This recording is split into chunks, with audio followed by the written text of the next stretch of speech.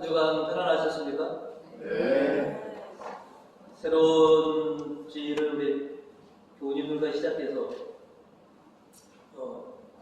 매우 기분이 좋습니다. 새롭게 시작된 이 한 주간 주님의 은총과 평화가 우리 교우님들에게 가득하시기를 주님의 이름으로 축원드립니다. 아멘. 이제 장마가 시작되었죠. 네, 생각 이건 한 주간 어떻게 될지 모르겠지만 생각보다는 조금 걱정을 좀 덜해도 될 것 같습니다. 장마 소식에 참 우리가 근심과 걱정 속에서 늘 살고 있는데 또 하나의 걱정거리를 이렇게 준 것 같습니다.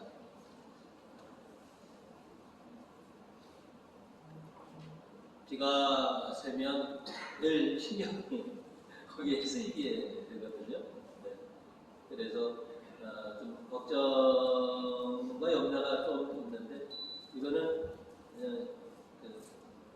사람이 어떻게 할 수 있는 부분이기 때문에 잘하면 우리가 대비도 하고 그러면 잘 넘어갈 것 같습니다. 어떻게 보면 우리의 삶이 항상 걱정과 염려 속에서 점철된 인생이라고 해도 아마 과언이 아닐까 싶습니다. 성경학자들이 하나님의 말씀 성경을 연구하면서 이렇게 찾아보니까 걱정하지 말아라, 두려워하지 말아라 라고 하는 단어가 성경에 365번이나 나온다는 겁니다. 그래서 1년이 365일인데 매일같이 우리가 걱정과 염려 속에서 살아가는 우리들이라 그래서 하나님께서 365번이나 걱정하지 말아라, 두려워하지 말아라 그렇게 성경에 기록해 두신 거다라고 이렇게 학자들은 또 얘기도 합니다. 여러분들 한시도 걱정을 떨치고 사신 날이 며칠이나 되겠습니까? 우리를 이 땅에 내셨으니까 우리를 잘 아시는 아버지께서는 그래서 365일 걱정과 염려 속에서 살아가는 우리에게 그래서 365번씩이나 걱정하지 말아라, 두려워하지 말아라 라고 이렇게 말씀을 우리에게 주시는 것 같습니다. 그래서 오늘은 믿음의 삶이란 어떤 것인가 라고 하는 그런 제목으로 말씀을 나누고자 합니다. 오늘 말씀을 통해서 믿음의 삶이란 주님의 우위성을 아는 것입니다 라고 이렇게 먼저 말씀을 드리려고 합니다. 신자의 믿음은 먼저 믿음의 대상이신 주님을 바로 아는 것부터 시작됩니다. 그 누구보다 주님의 우위성에 대한 이런 믿음이 있어야지만이 또 그 하나님을 알아야지만이 우리의 신앙이 온전해질 수 있습니다. 오늘 복음에서 예수님께서는 죽은 소녀를 소생시키셨고 또 12년 동안 하혈증을 앓던 여인을 치유해 주셨습니다. 주님의 옷깃만 만져도 치유되는 또 이런 놀라운 능력을 가지신 예수 그리스도의 그 위성 그 누구보다 그 어떤 신보다도 우리의 하나님은 전능하신 하나님이시다.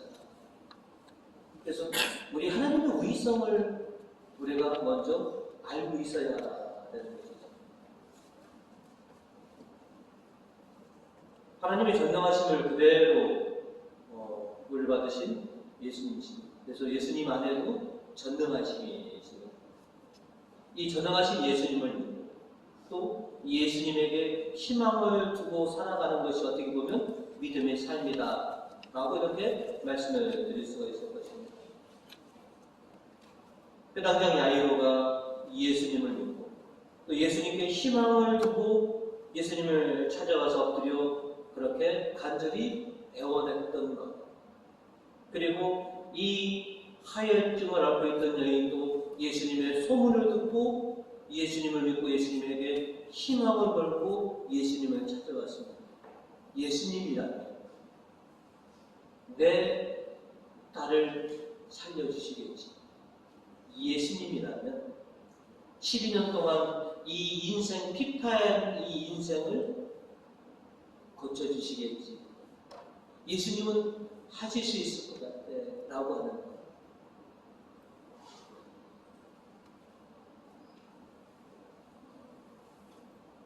우리가 늘 하나님의 은혜를 이렇게 부르짖는데 정말 하나님은 은혜가 풍성하신 분입니다. 우리의 상황이 어떻든지 우리가 어떤 사람이든지 주님은 항상 당신의 사랑과 은혜를 우리에게 베풀어 주시는 분이십니다. 우리가 인생을 살면서 근심과 걱정과 염려로 점철되어 있는데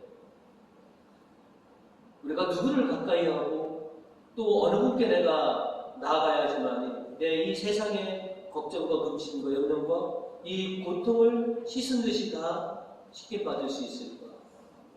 바로 예수 그리스도를 찾아야 하는 것. 그렇게 당신을 찾는 사람들에게 주님은 당신의 은혜를 베풀어 주십니다. 바울오 사도는 오늘 기독서 9절로 이렇게 말씀을 하셨습니다. 여러분은 우리 주 예수 그리스도께서 얼마나 은혜스러운지를 잘 알고 있습니다.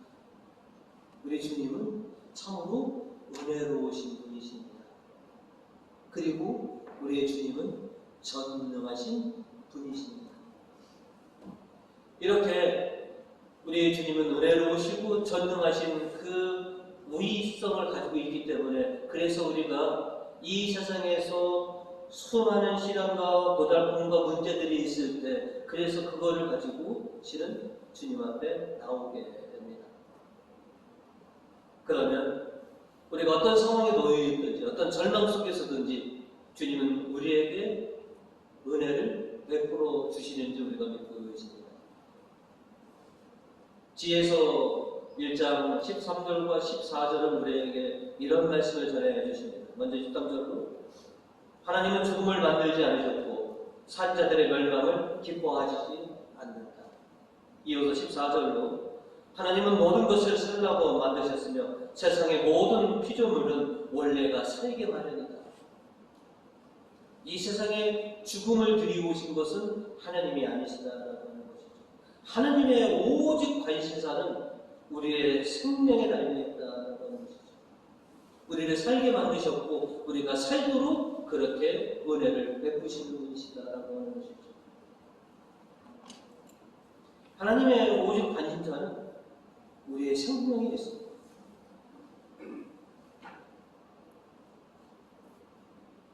수많은 분들이 나는 죄인입니다 라고 하시는 분이 많습니다. 나는 죄인이기 때문에 주님을 가까이 할 수가 없습니다 라고 하는 안타까운 말씀을 하시는 분이 참 많습니다. 본인이 죄인이라고 느끼시는 건 참 죄우신 분입니다. 그런데 죄인이기 때문에 주님을 가까이 할 수 없습니다. 나는 이미 죄로 버려진 몸입니다 라고 한다는 것은 참 어리석은 말씀입니다. 주님은 죄인이 죽는 것을 원치 않으십니다. 당신의 형상으로 만들어내신 우리들이 죄로 인해서 죽어가는 것을 원치 않으시더라는 것이죠.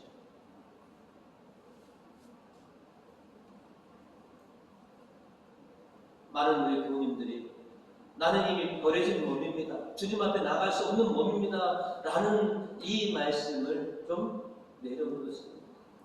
그 어떤 죄인이라고 합니다.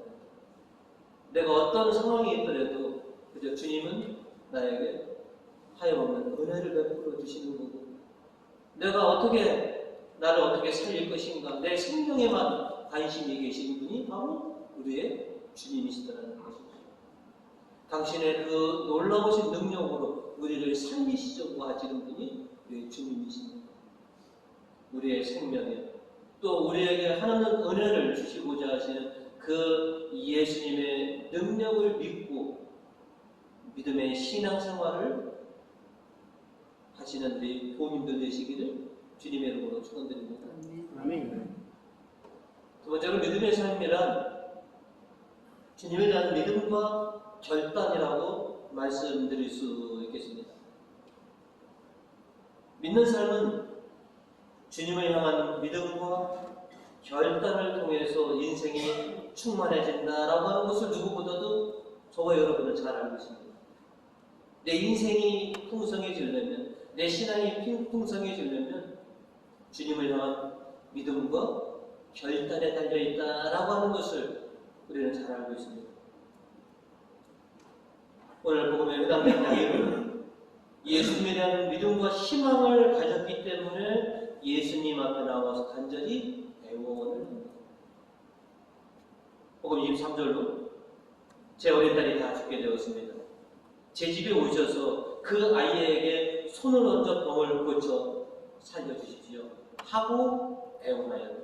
그래서 예수께서는 그를 따라 나서시었다.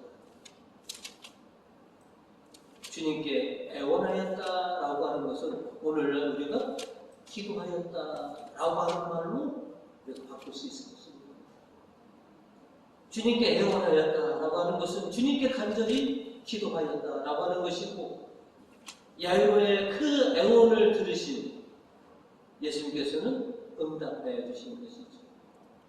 또 우리들도 주님께 애원하면 주님께서 응답해 주시는 줄 믿고 있기에 주님께 간절히 기도합니다. 내가 기도하면 주님이 들으실 것이고 주님이 들으신다면 응답해 주실 거다라고 하는 이 믿음으로 실은 주님을 잡고 주님께 기도하는 것입니다. 이제 야이로의 그 간절한 기도를 들으신 예수께서는 이제 야이로와 더불어 야이로의 집으로 향하게 되십니다. 그 가던 중에 놀라운 기적이 또 한 번 일어납니다. 복음은 12년간 하혈증을 앓던 여인이 예수님의 옷깃을 만짐으로 인해서 그 자기의 병을 씻은 듯이 나았다라고 우리에게 전해주고 있습니다. 복음 27절로 그러던 차에 예수의 소문을 듣고 군중 속에 끼어 따라가다가 뒤에서 예수의 옷에 손을 대었습니다. 왜 하혈증의 여인은 예수님의 옷에 손을 댄 것인가? 28절로 그 이유를 우리에게 밝혀주고 있습니다. 그에게 그 옷에 손을 대기만 해도 병이 나으리라고 생각하였던 것이다 라고. 저 예수님 저 옷깃만 내가 좀 만지면 내가 낫겠다라고 하는 그런 생각, 그리고 그 생각이 결국은 결과로 행동으로 옮기게 되는 것이죠. 오늘 복음에서 보시면 지금껏 예수님하고 접촉한 사람이 어디 한두 사람입니까? 옷깃을 스친 사람은 무지개수로 많습니다. 예수님께서 내 옷깃을 만진 사람이, 나에게 손을 댄 사람이 누구냐라고 물어보니까 오히려 제자들은 뭐냐면, 아니 지금 상황인데 무슨 당신 손댄 사람을 찾으십니까? 31절로 제자들은 누가 손을 대다니요, 보시다시피 이렇게 군중이 사방에서 미로되고 있지 않습니까? 그러니 온통 사람들이 다 당신을 만지고 당신을 다 스쳤는데 왜 오늘따라 이렇게 까칠하실까? 단 한 사람만은 아닌 것이죠.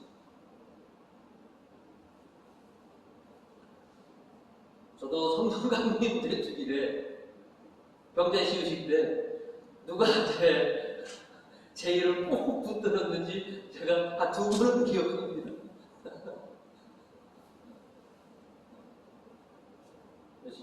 한 10몇 분이 우리 같이 안수하는데 한 두 분만이 제 이를 붙들고 그렇게 안수하신 것을 저는 기억합니다. 그리고 왜 이분이 이렇게 옷을 부여잡고 그렇게 기도를 받으셨는지도 수많은 사람들이 예수님과 접촉했고 수많은 사람들이 예수님의 옷깃을 씻었지만 오직 한 사람만이 치유의 기적을 있게 됩니다. 그 여인을 향해서 예수님은 34절로 이렇게 말씀하십니다. 예수께서는 그 여자에게 여인아 내 믿음이 너를 살렸다. 병이 완전히 나았으니 안심하고 가거라 하고 말씀하셨습니다.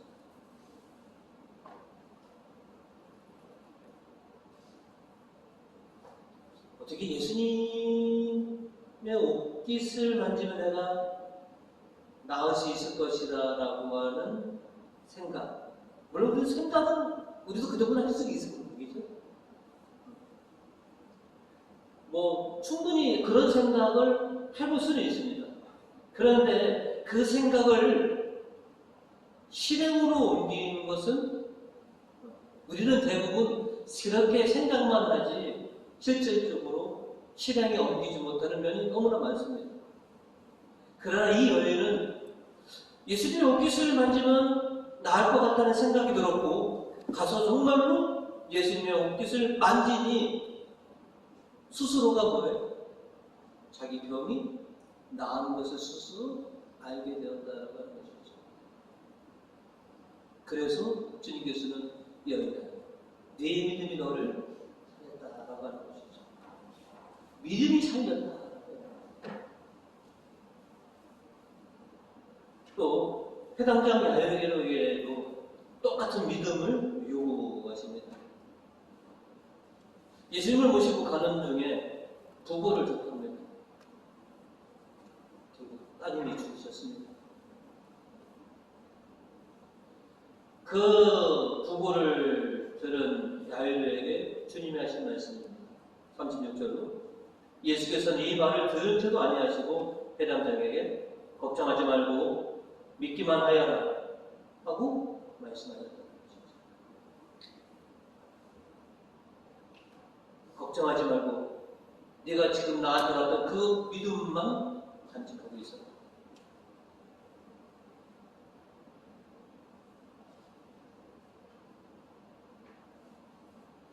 걱정과 염려를 안 하려고 하지만 저절로 생기는 게 걱정과 염려입니다. 근데 이 걱정과 염려를 내가 씻은 듯이 벗겨낼 수 있는 것은 오직 하나밖에 없습니다. 믿음이 있을 때 걱정과 염려는 싹 사라집니다. 내가 벗어나려고 떨쳐나려고 해서 떨쳐지는 게 아닙니다. 여러분들 보시면 걱정 하지 말아야지 한다고 이게 가십니까? 내가 이 걱정과 염려를 떨쳐낼 수 없습니다.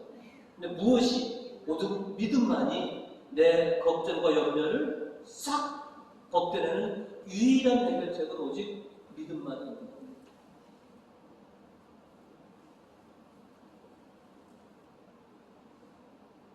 주님을 향한 믿음이 우리 신자들의 삶에서 얼마나 중요한 건지는 우리가 너무나 잘 알고 있습니다. 주님을 믿으면 죽음도 공포도 그 어떤 것도 우리를 해할 수 없고 주님께서 우리를 해방시키고 구원해 주실 거다라고 하는 것을 우리는 믿습니다. 그러면서도 또 걱정하고 또 염려합니다. 신자는 믿음에서 시작해서 믿음으로 끝난다라고 해도 과언이 아닙니다. 우리의 신자의 삶은 믿음으로 시작해요. 그죠? 또 지금 믿음으로 살고 있고 또 믿음으로 굳건해지고 또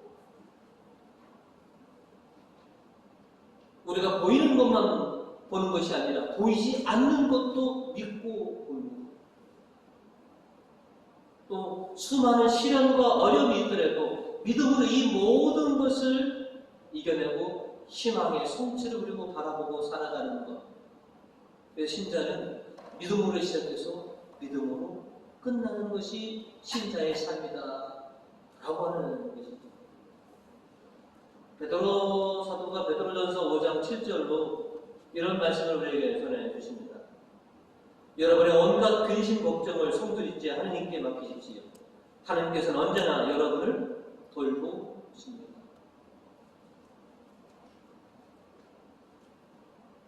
베드로서는 우리의 걱정과 근심을 그냥 다 주님께 맡겨라. 왜? 주님은 항상 우리를 돌봐주시는 분이시니까. 그분이 내 걱정과 근심을 다 씻어주실 것이야 라고 합니다. 히브리서 11장 1절은 또 우리에게 이렇게 말씀을 하고 있습니다. 믿음은 우리가 바라는 것들을 보증해주고 볼 수 없는 것들을 확증해줍니다.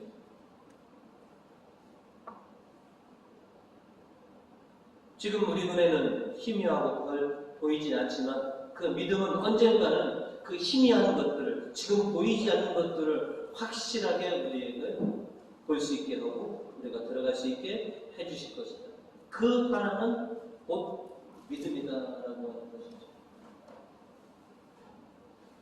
그래서 우리에게 가장 절실한 것은 우리가 믿음을 갖추고 있느냐, 믿음을 굳건히 하고 있느냐. 주님께서 야이로에게 요청하신 것은 내 딸이 죽었다라고 하는 보고를 듣고도 나를 믿어라라고 하는 것이죠. 그리고 당신을 믿는 그 야이로에게 믿음의 결과를 오늘 보여주십니다. 주님께서는 야이로의 딸이 누워있는 방으로 들어가셔서 그 딸을 소생시켜줍니다.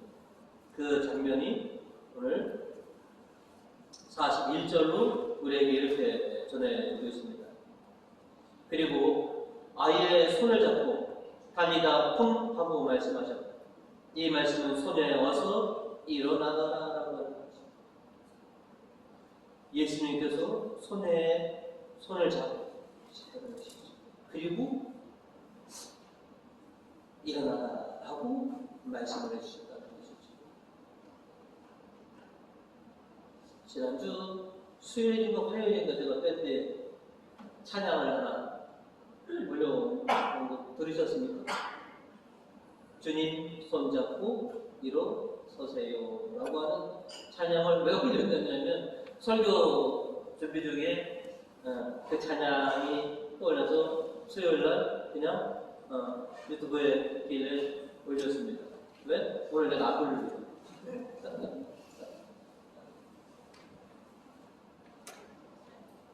제가 전에 보면 그 사제들도 이렇게 힘들 때가 있었습니다. 근데 저 개인적으로는 3년마다 한 번씩 파고가 옵니다. 저는 그렇게 느꼈습니다. 3년에 한 번씩 큰 파고를 제가 교회에서 만났는데 그때 그 마다 보면 저에게 용기를 줬던 수많은 곡들 중에 한 곡이 그것입니다. 주님 손잡고 일어서세요. 오늘 그 장면이 내가 너를 손을 잡고 있으니 내 손을 잡고 일어나라 라고 이렇게 당겨주시는 것만 하듯이 그리고 얼른 일어나 라고 그렇게 말씀하시는 거죠. 주님께서 손만 대시면 그죠? 모든 것이 변화되고 모든 것이 솟아납니다. 시편 저자는 3절로 이렇게 노래합니다. 주여 내 목숨 지하에 건져주시고 깊은 구렁에 떨어지지 않게 살려주셨습니다.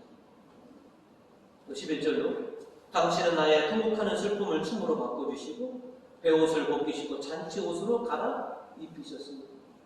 주님께서 손만 대시면 주님께서 손만 잡아주시면 변화되고 솟게 된다는 것이죠. 오늘 복음은 야이로의 딸을 솟게 해주시면 누가복음에 보시면 과부의 아들을 또 살리시는 솟게 시키는 장면이 또 있습니다. 누가복음 7장 14절에서 15절의 말씀이신데요. 앞으로 다가가서 상여에 손을 대시자 메고 가던 사람들이 걸음을 멈췄다. 그때 예수께서 젊은이여 일어나라 하고 명령하셨다. 그랬더니 죽었던 젊은이가 벌떡 일어나 앉으며 말을 하기 시작하였다. 주님께서 손을 대시면 죽은 이도 소생해지신다는 것이죠. 또 시편에 보시면 주님께서 손만 벌리시면 모든 것이 배부릅니다 라고 말했습니다. 이제 주님의 손길이 지금 누구에게 향해 있느냐는 것이죠. 우리를 향해서 이렇게 손을 놓으십니다. 자, 내 손을 잡고 일어나라. 일어나라. 변화되고 소생하라 하고 이렇게 땡겨주시고 또 말씀해 주시는 것 같습니다.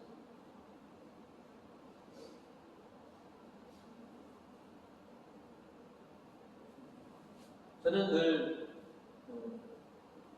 제가 힘들 때마다 주님이 이렇게 손잡아 주셔서 끌어주시는 것 같아서 또 힘을 내서 그 좀 파고를 넘어왔습니다.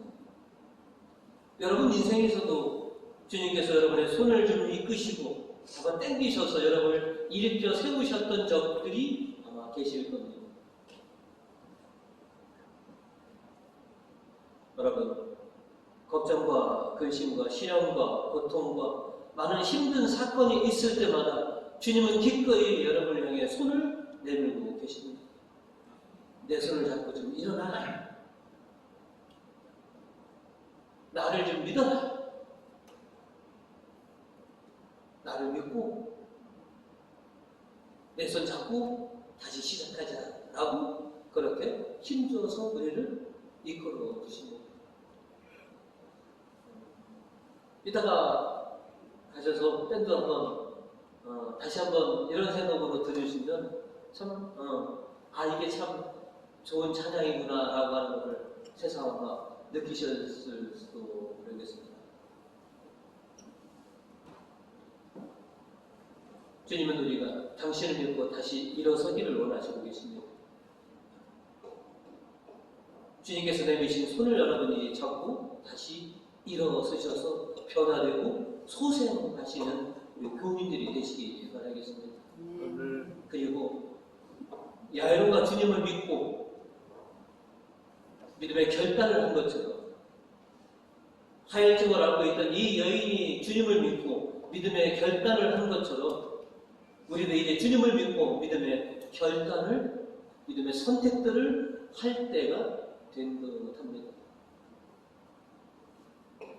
야이로가 주님을 믿고 주님을 통해서 딸이 소생하는 기적을 경험한 것처럼 하혈증의 여인이 주님을 믿고 치유된 것처럼 이제 우리 인생에서 어딘가가 무언가로부터 치유되고 소생하는 그런 우리들의 차례가 좀 아닌가 싶습니다. 믿음은 바로 그런 겁니다. 믿는 삶이라 바로 그런 것입니다. 지금 여러분이 갖고 있던 생각만이 아니라 그 생각을 여러분이 실천으로 옮기는 그런 결단을 통해서 여러분의 삶이 변화되고 소생하게 되는 그런 은혜들을 경험하시는 우리 교우님 되시기를 주님의 이름으로 축원드립니다.